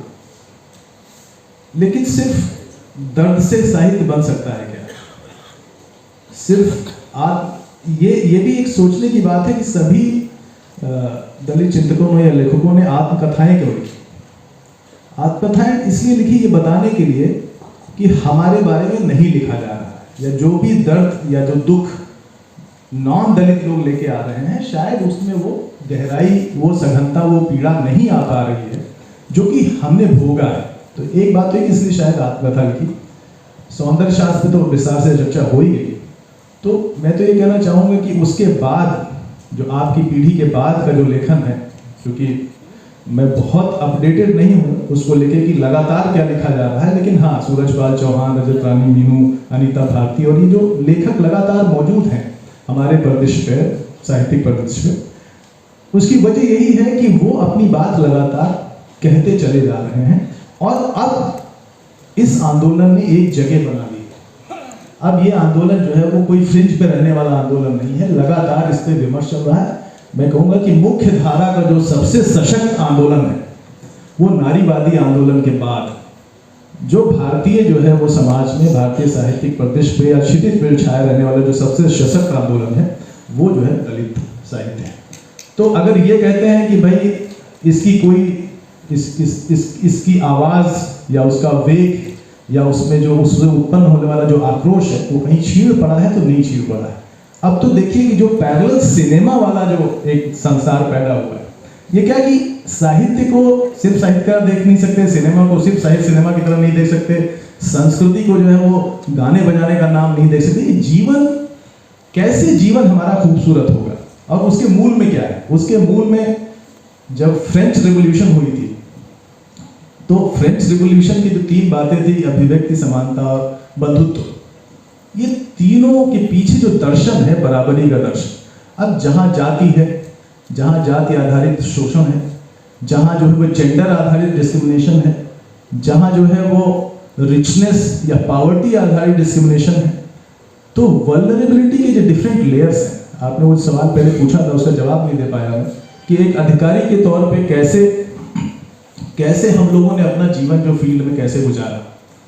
तो आए दिन ऐसी तमाम घटनाएं होती हैं सर, आप ने भी यही झेला होगा, हम सभी लोग फील्ड में यही है कि भाई एक कैसे जो है वो वर्चस्व गांव में जिनका होता है, वो कैसे जो उपेक्षित खासतौर से निम्न वर्ग से आने वाले जो दलित समाज के लोग हैं, या कोई प्रत्येकता स्त्री है, या अगर वो दलित है तो फिर डबल डिस्क्रिमिनेशन, अगर वो गरीब है तो और डबल डिस्क्रिमिनेशन। तो ये लगातार हुआ, उनके साथ कैसे अन्याय होता है। मैं एक उदाहरण छोटा सा बताता हूँ कि एक जिले में मैं तैनात था, तो एक गांव में चौपाल लगाते थे हम लोग, तो उसमें यह था कि पानी भरने नहीं देते। तो हमको याद आ गई वो ठाकुर का कुआं, प्रेमचंद का याद आ गया कि प्रधान जो है वो बड़ी जात के थे, वो जो हैंडपंप हमारे घर के सामने भी लगा था उसमें से भी पानी निकालने नहीं देते थे, बोलते थे कि मैंने ये पंप लगवाया है। तो स्वाभाविक है कि हैंडपंप तो प्रधान के प्रस्ताव पे ही लगता है, लेकिन हैंडपंप कोई प्रधान का हैंडपंप नहीं है, वो सबके उपयोग के लिए होता है, वो किसी के भी सामने लग सकता है, लेकिन उसके आसपास के घर के लोग पानी भर सकते। तो मैंने कहा भाई ये क्या बात है, प्रधान जी को हमने बुला के सभा में और काफी उनको सुनाया हमने कि भाई एक हैंडपंप जो है सरकारी पैसे से लगा है और सबके लिए लगा है, वो छोटी सी बात है। तो क्या हुआ कि मैं लौट के आया, तहसील दिवस खत्म करके ग्राम भ्रमण करके आया, और शाम को जो है मेरे पास फोन आया कि उस महिला का प्रधान ने हाथ तोड़ दिया है मार के। अब आप सोचिए, छोटी सी बात है, उसने कहा कि मुझे पानी नहीं, तुम्हारी इतनी हिम्मत कैसे पड़ी कि कलेक्टर साहब के सामने तुमने ये शिकायत करी मेरी? तुम गांव में रहोगी कैसे अगर तुमने ऐसी शिकायत करी? अब ये उदाहरण है, ऐसे दर्जनों उदाहरण हैं जहां पे प्रधान कोई और है, प्रधानी कोई और कर रहा है। कोई जिला पंचायत सदस्य कोई और है, जिला पंचायत अध्यक्ष कोई और है, जिला पंचायत अध्यक्ष कोई और कर रहा है। यहां तक तो ठीक है कि उसी के घर का कोई कर रहा है, अगर पत्नी है तो पति कर रहा है, या बहन है तो भाई कर रहा है, या बहू है तो ससुर कर रहा है। लेकिन ऐसे उदाहरण भरे पड़े हैं जहां कोई और है और कुर्सी पे कोई और बैठता है, जो उसके घर से उसकी वर्ग जाति समाज से कोई लेना देना नहीं, निर्णय सारे वो लेता है। मैं दूर की बात क्यों करूं, मेरे अपने गांव का ही प्रकरण है जहां प्रधान जो है एक दलित महिला है, और वो एक ब्राह्मण जो है उद्दंड नवयुवक लड़का है, जो उसको आज तक उसका चेहरा गांव में किसी ने नहीं देखा।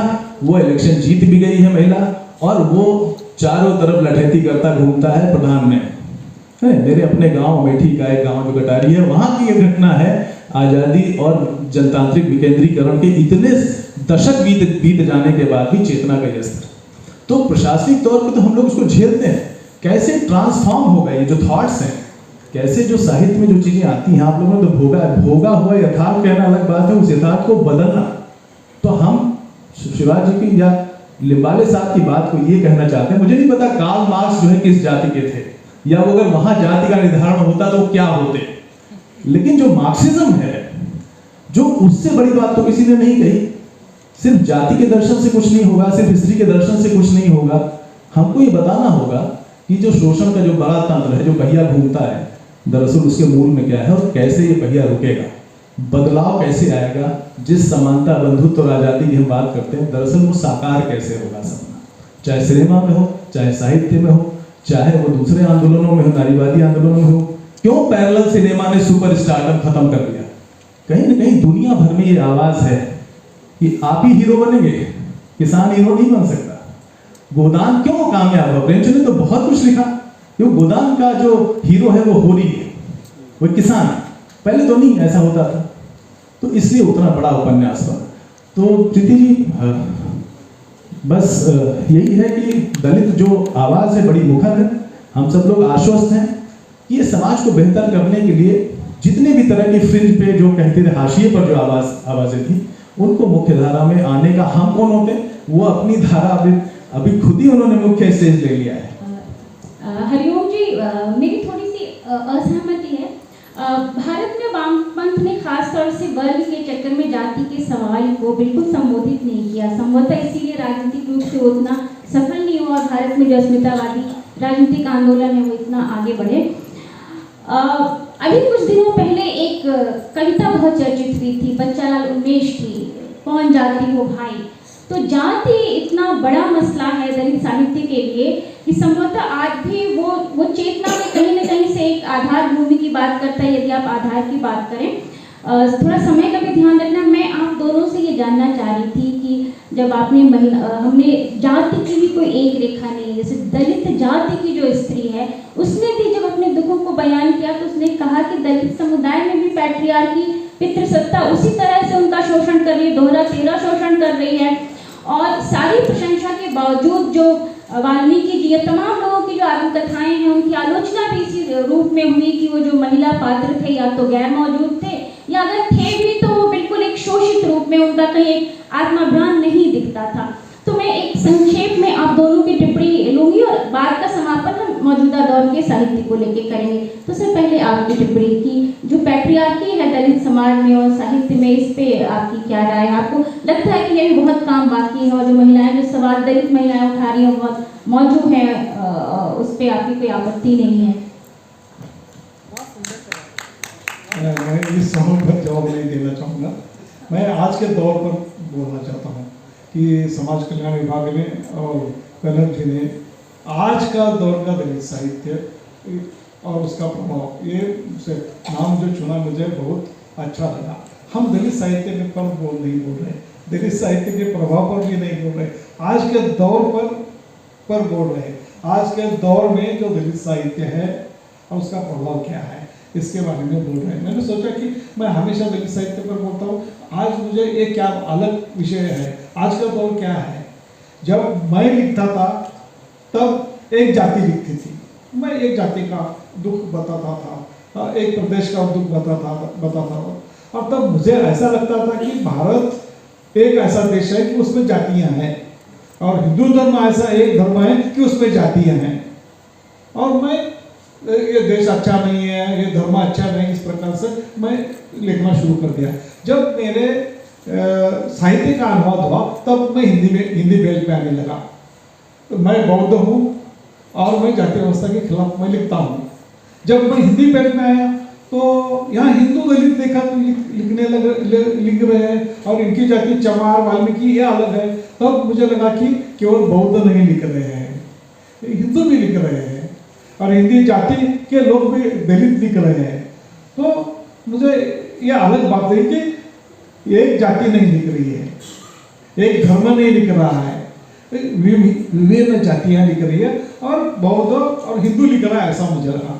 जब मेरी किताबें अंग्रेजी में आई, मलयालम, तमिल में गई, मैं तब तमिल मलयालम में गया, केरला में गया, तमिलनाडु में गया, वहाँ तो पूरा बेल्ट तो क्रिश्चियन बेल्ट है और वहाँ जाति व्यवस्था के खिलाफ दलित लिख रहे हैं, वो क्रिश्चियन दलित लिख रहे हैं। अरे ये केवल बौद्ध नहीं लिख रहे हैं ऐसा नहीं, हिंदू लिख रहे हैं ऐसा नहीं, क्रिश्चियन दलित भी लिख रहे हैं।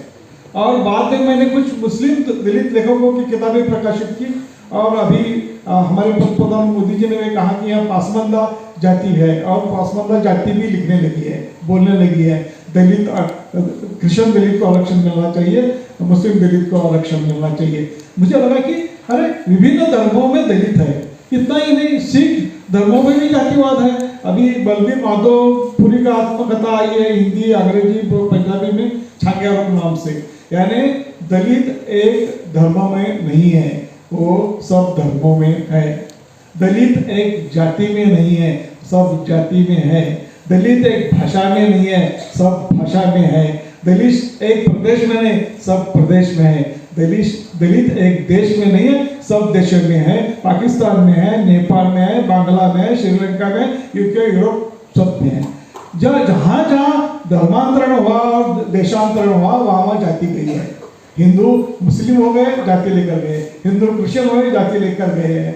सब धर्मांतरण के साथ देश छोड़ गए, जाति लेकर गए। धर्म छोड़ कर गए, जाति लेकर गए। जहाँ जहाँ हिंदू गए, वहाँ वहाँ अपनी जाति लेकर गए हैं। यानी हर धर्म में, हर भाषा में, हर प्रदेश में, हर इस सब में दलित साहित्य लिखा जा रहा है। अभी तो ट्रांसजेंडर LGBT भी जुड़ गए हैं कि दलित साहित्य एक जाति का साहित्य नहीं, एक धर्म का साहित्य नहीं, एक भाषा का साहित्य नहीं। इतना ही नहीं, अभी दलित साहित्य की तुलना निगरों के साहित्य के साथ हो रही है, सबाल्टर्न साहित्य के साथ हो रही है, नारी विमर्श के साथ हो रही है। यानी दुनिया के जो सब दलित है, शोषित है, पीड़ित है, वंचित है, पूरे दलित है, और उनका साहित्य में सॉलिडरिटी बढ़ रही है। और मुझे लगता है कि ये फेस्टिवल फिर मेटा फेर और समाज कल्याण विभाग ने जो भागीदारी साहित्य सम्मेलन बना है, ये सब पीड़ित वंचितों को मन में एक सॉलिडरिटी की भावना निर्माण करने की मुझे एक चिंगारी लगती है। तो क्या केवल दलित लिख रहा है, दलित पढ़ रहा है, ऐसा नहीं है। दलित लिख रहा है और नॉन दलित पढ़ रहा है। स्कूलों में दलित साहित्य पढ़ाया जा रहा है, कॉलेजों में दलित साहित्य पढ़ाया जा रहा है, यूनिवर्सिटी में दलित साहित्य पढ़ाया जा रहा है, ट्रांसलेशन हो रही है, सेमिनार्स हो रहे हैं, फेस्टिवल हो रहे हैं, अनुसंधान हो रही है। एक नई पीढ़ी को सामाजिक न्याय की भाषा से अवगत करने का काम दलित साहित्य कर रहा है। जो नई पीढ़ी भारत की आ रही है आगे बढ़ के, उसके मन में दलितों की पीड़ा क्या है, दलित के प्रश्न क्या है, इससे वो अवगत हो रहे हैं। और उनको ये लग रहा है कि आज तक हमें पता नहीं था, हम कैसे सड़ी हुई व्यवस्था में जी रहे थे। ये दलित साहित्य पढ़कर हमें पता चला, इस व्यवस्था को बदलना चाहिए। ये भावना नॉन दलितों के मन में भी हो रही है। अभी या नॉन दलित भी लिख सकते हैं, हाँ क्यों नहीं लिख सकते। ये क्या होता नशी है क्या, केवल दलित ही लिखेंगे? हमारा देश गणतंत्र वाला देश है, कोई भी लिख सकता है और लिखना चाहिए। केवल मगर ऐसा नहीं हो रहा है, केवल यहाँ आके बड़ी बड़ी बातें होती है। हर मंच पर मैं ऐसा देखता हूँ कि नॉन दलित भी लिखेंगे, पर कोई नॉन दलित, ये प्रेमचंद हो गए, प्रेमचंद कब हो गए? आज क्यों प्रेमचंद निर्माण नहीं होता कि प्रेमचंद को कब, आज क्या प्रेमचंद का महत्व आज है, प्रेमचंद को हम मानते हैं, आज प्रेमचंद क्यों निर्माण होता नहीं, यह हमारा सवाल है। और आज हम बात करेंगे तो हम प्रेमचंद को सुनाएंगे हम, अरे हमें बात करने का स्पेस, हमें बात करने का टाइम आप छीन ले रहे हैं प्रेमचंद को बात करके। हमें बोलने दो, हमें सुनो, हमारे प्रश्न क्या है, हमारे हक अधिकार की भाषा क्या है, तो सुनो। हम दलित नॉन दलित भी लिख सकता है और वो दलितों के बारे में सुंदरता से लिखे, मगर ऐसा नहीं हुआ है। नॉन दलित ने जो लिखा है अनुकंपा से लिखा है, दया से लिखा है, सहानुभूति से लिखा है, मानवता से लिखा है। मैं दया के घृणा करता हूँ, हमें दया नहीं चाहिए, हमें हमारे हक चाहिए, अधिकार चाहिए बस। और उसके लिए हम लिख रहे, उसके लिए हम बोल रहे हैं। मुझे यहाँ मुझे बोलने के लिए यहाँ फेस्टिवल में अवसर मिला, मैं फेस्टिवल का धन्यवाद देना चाहता हूँ। Thank you. शिवराज जी, आपसे भी मौजूदा दौर के साहित्य पे टिप्पणी, जो आजकल जो युवा पीढ़ी खास तौर से जो लिख रही है, उसके बारे में आपकी क्या राय है? एक समय था कि ये बहस चली थी कि दलित ही दलित साहित्य लिख सकता है। फिर बहस चल रही थी कि भाई नहीं, गैर दलित क्यों नहीं लिख सकते। इस बहस को बहुत वक्त गुजर गया, लेकिन सवाल यह है कि लिखा क्या गया है। अब जो संत कुमार लिखवाले जी कह रहे हैं कि प्रेमचंद आज क्यों नहीं पैदा हो गए। प्रेमचंद ने सवाल उठाए और एक दृष्टिकोण उन्होंने रखा। डॉक्टर धर्मवीर के मत से असहमत हो सकते हैं आप, लेकिन जैसा मैं पहले कह रहा था कि हर लेखक की एक सीमा होती है और जो दर्पण का दायरा है वो लेखक के दृष्टिकोण का भी दायरा है। तो उस दृष्टिकोण से बाहर क्या है ये वो बता सकता है जो बाहर लोग हैं। सिर्फ साहित्य की बात नहीं है, जब जीवन विविधता में है तो अभिव्यक्ति भी विविधता में होगी। जब तरह तरह का जीवन है हमारे देश में, चाहे वो दलित मुस्लिम हो गया, सिख हो गया, ईसाई हो गया, जो भी हो गया, जीवन है ना उसका। तो जीवन में जो घटित होता है उसका शब्दबद्ध होना साहित्य है। तो जो विविध प्रकार का जीवन है वो उस रूप में आता है। मैं एक किताब का हवाला देना चाहूँगा। कट्टीमणि जी ने एक किताब अनुवाद की है, गांव गली, और उस किताब में वो बताते हैं कि जो लेखक है, अभी शायद इसी कुछ दिन पहले उनकी शायद मृत्यु हो गई, मैंने शायद अपने कॉलम में उनको लिखा था उनकी मृत्यु कि पिता जो है जमींदार के यहाँ बैल की जगह जोत दिया जाता है। अब आप ये बताइए कि इस अनुभव को वो जो बैल की तरह जोत रहा है, जुतवा रहा है, क्या वो महसूस कर सकता है कि जो उस दर्द को जो कंधे पर जुआ लेके खींच रहा है? नहीं कर सकता। और ये जो आज का कार्यक्रम हो रहा है या ऐसे कार्यक्रम होते रहने चाहिए, ये इसलिए इसका दूरगामी परिणाम ये होगा कि हमारी संवेदना का विस्तार होना चाहिए। हाँ, मंत्री जी बैठे हैं और उन्होंने जो अपने वक्तव्य में जो विविधता की बात कही थी वो बहुत महत्वपूर्ण बात है कि पहले सांस्कृतिक रूप से, वैचारिक रूप से सशक्तिकरण होगा तो लोग अधिकार भी प्राप्त करेंगे। इसीलिए साहित्य के साथ शिक्षा का सवाल, अधिकारों का सवाल जुड़ा हुआ है। जो ये बात शंकर जी कह रहे थे कि भाई हमें दया नहीं चाहिए, वो निश्चित रूप से दया आपके मन पर निर्भर करती है। आप दयालु हो भी सकते हैं, नहीं भी हो सकते, लेकिन अगर आप अधिकार देंगे तो मजदूर ने काम किया है, उसकी मेहनत आपको देनी पड़ेगी। और आप मेहनत के बजाय दया पर काम कराते हैं, जैसा कि हमारे यहाँ बंधुआ मजदूरी होती रही, बेगारी प्रथा हमारे देश में लंबे समय तक रही, और ये सब दलित वर्ग नहीं झेला। मैं तो खुद भोगी, मैंने बताया कि मेरे पूर्वजों ने क्या आज़ादी होती है, क्या किसकी आज़ादी है। वो क्या जानी कि जब जो आदमी सुबह से शाम तक चाकी पीस के एक लोटा मट्ठा या 2 रोटी हासिल करता है, और चूंकि दया पर निर्भर है तो वो नहीं तय कर रहे थे कि सुबह से शाम तक चाकी पीसी है, इसकी मजदूरी क्या होगी। वो कल पीसने नहीं जाएगा तो रोटी नहीं मिलेगी उसको, और वो आज़ाद भारत में जिंदा रह रहा है। मैं बहुत बार ये सोच के परेशान होता हूँ, चकित होता हूँ कि देश 1947 में आज़ाद हो गया, इंदिरा गांधी जी जो है वो गरीबी हटाओ हटाओ कहती नहीं, क्यों नहीं काम हुआ। अब ये काम हो, इसके लिए अधिकार मांगने वाले पैदा हों, जो दलित साहित्य ने चेतना दी, और वो काम होता है इस तरह के आयोजनों से जो हमारा कल्याण मंत्रालय कर रहा है, जो आपने शुरू किया है कि आप में ये ज्ञान होगा कि हम भी मनुष्य हैं, हमको भी अधिकार चाहिए, हम किस स्थिति में रह रहे हैं। तभी तो हमें बेचैनी होगी जब बाबा साहब कहते हैं कि गुलाम को गुलामी का एहसास करा दो। साहित्य सबसे बड़ा काम तो एहसास ही कराता है। साहित्य हमें हमारा चेहरा दिखाता है, हमारी हालत दिखाता है। और जहाँ तक स्त्रियों के साहित्य की बात आपने कही, मैं बार बार सोचता हूँ कि ये आंदोलन जब तक वंचित वर्ग की, दलित वर्ग की, अल्पसंख्यक वर्ग की महिलाएं अपने विचार, अपना साहित्य लेकर नहीं आएंगी, तब तक ये आंदोलन अधूरा है और उनकी आज़ादी भी अधूरी है। इसीलिए मैं बार बार सोचता हूँ कि जिस अनुपात में दलित लेखिकाएं कम हैं, उसी अनुपात में उनका शिक्षा में भी प्रतिनिधित्व कम है, साहित्य में भी प्रतिनिधित्व कम है, मीडिया में वो दिखाई नहीं पड़ती, तमाम जगह जो सांस्कृतिक है, सिनेमा में वो नहीं दिखाई पड़ती। तो सब तरह का विकास होता है। साहित्य, संस्कृति, कला, ये जो सारे सांस्कृतिक क्षेत्र हैं, उनमें अधिकारों की जब बात होती है, चेतना की बात होती है, तब समग्रता में विकास होता है। अभी जो 2-4 महिलाओं की किताबें आई हैं या चर्चा में आई हैं, एक तो हमारे सामने बैठी हैं कौशल पवार, उन्होंने बवंडरों के बीच बवंडर जो है खड़ा किया है, और आप जानते ही हैं कि वो किस तरह से काम करती हैं और कितनी मतलब उनका योगदान है, कितनी मेहनत करती हैं। उनकी आप कथा आप सब लोगों ने सुनी होगी।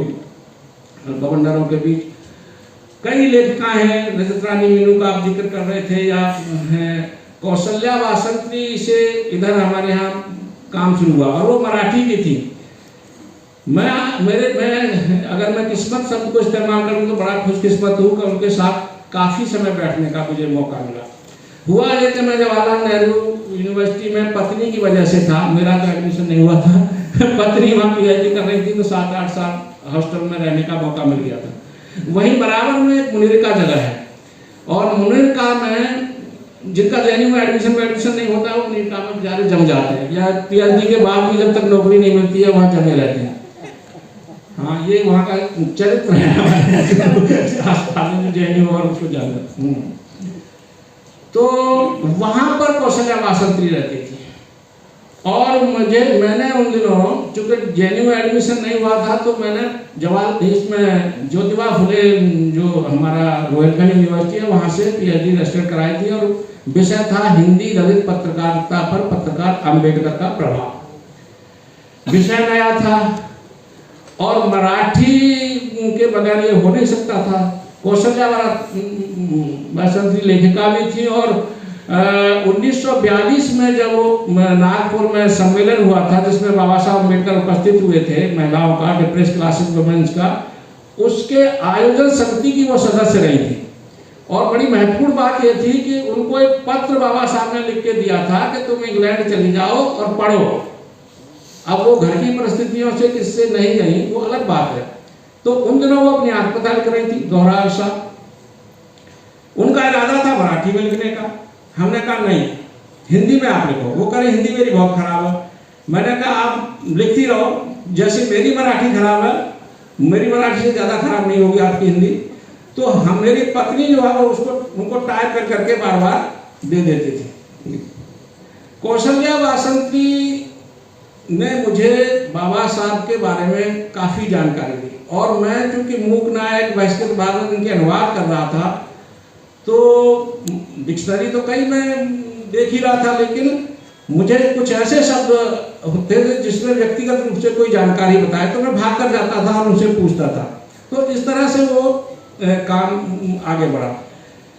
उनकी चिंता ये रहती थी कि दलित महिलाओं का संगठन बने, और वृद्धा थी, कमजोर थी, पैरों में दर्द भी होता था, फिर भी वो उन्होंने महिला जागृति सभा वहाँ बनाई थी। कई महिलाएं जुड़ी, महाराष्ट्र की महिलाएं ज़्यादा सक्रिय थी। इधर फिर रजनी तिलक वामपंथी स्टाइल में काम कर रही थी, सामाजिक आंदोलन में थी। बाद में वो फिर जब हमारी बहुत बहसें हुई और तब वो थोड़ा लेखन की तरफ आई। अपनी मृत्यु से कुछ दिन पहले अपनी आत्मकथा भी लिख गई। उधर जो है कौशल्या वासंती, सुशीला टागोरे ने आत्मकथा लिखी और कविताएं लिखी, बहुत सारा साहित्य लिखा। लेकिन ये मैं सोचता हूँ कि कम से कम 2 दशक पीछे है दलित महिलाओं का साहित्यिक आंदोलन पुरुषों की अपेक्षा। लेकिन अच्छी बात यह है कि इसमें ज़्यादातर ऐसी महिलाएं आई हैं जिन्हें जो विरासत को ठीक से ग्रहण कर रहे हैं। और अब ये तो 5-10 साल में तय होगा कि ये लेखन कितना कुछ दे पाया है। लेकिन मैं आश्वस्त हूँ और मेरी इच्छा है कि मैं इस पर हमें फोकस करना चाहिए, क्योंकि जो सबसे कमजोर कड़ी है या जो सबसे पीछे है उसको सबसे आगे ले आओगे तो पूरा आंदोलन आगे आ जाएगा। और महिलाओं के बगैर ये महिलाओं के लेखन के बगैर दलित साहित्य का आंदोलन दलित चेतना जो है ज़्यादा सफल नहीं होगी। और लेकिन ये इसमें निराशा की कोई वजह नहीं है, ये निरंतर आगे बढ़ रहा है। और लेखिकाओं का जब हम लेखन देखते हैं, चाहे कौशल पवार हैं या दूसरी लेखिकाएं हैं, मैं देख रहा हूँ कि वो लगातार चुनौतियों का सामना कर रही हैं और काफ़ी सच्चाई सामने ला रही हैं। धन्यवाद। क्योंकि बातचीत तो इतनी रोचक है कि इच्छा हो रही थी कि और आगे बढ़ती रहे और श्रोताओं की भी भागीदारी हो, लेकिन बिल्कुल दूसरे सत्र का समय हो गया है और भागीदार बिल्कुल सामने बैठे हैं। तो मैं आप सबका बहुत बहुत धन्यवाद, लिम्बाले जी का, बेचैन जी का, डॉक्टर हरिओम का और आप सभी लोगों का जिन्हें इतनी दिलचस्पी से आपने बातचीत सुनी, आप सबका बहुत बहुत धन्यवाद। आप लोग प्लीज अभी आप लोग स्टेज पे, हाँ प्लीज, अपने विचार साझा करने के लिए आप सभी का बहुत बहुत धन्यवाद।